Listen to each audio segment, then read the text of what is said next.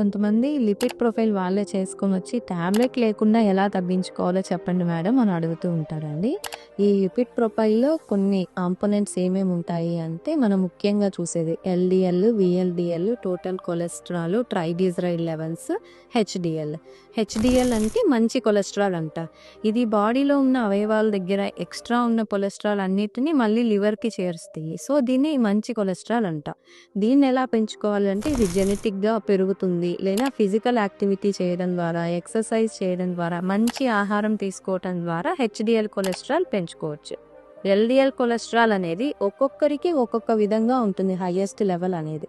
ఎందుకు అంటే వీళ్ళకి రిస్క్ ఫ్యాక్టర్స్ ఉంటాయి. అంటే ఇంకా బీపీ ఉండటం కానీ, షుగర్ ఉండటం కానీ, వీళ్ళకి ఆల్కహాల్, స్మోకింగ్ అలవాటు ఉండటం, వీళ్ళకి ముందు హార్ట్ అటాక్ కానీ, స్ట్రోక్ కానీ వచ్చుండటం. స్ట్రోక్ అంటే పక్షవాతం బ్రెయిన్‌కి సంబంధించి.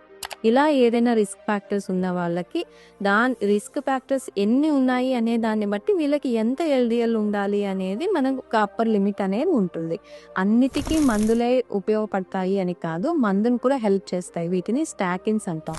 అంతేకాకుండా వీళ్ళు ఆహారపు అలవాట్లు మార్చుకోవటం ద్వారా హెల్దీగా ఉన్న డైట్ తీసుకోవటం, వేపుళ్ళు, నూనె వస్తువులు తగ్గించటం, నాన్ వెజిటేరియన్ ఫుడ్‌ని కొంచెం తగ్గించడం ద్వారా, ఆల్కహాల్ స్టాప్ చేయటం, స్మోకింగ్ స్టాప్ చేయటం, రెగ్యులర్ ఫిజికల్ యాక్టివిటీ ఒక half an hour to 45 minutes daily physical activity చేయటం ద్వారా వీళ్ళ కొలెస్ట్రాల్ లెవెల్స్‌ని తగ్గించుకోవచ్చు.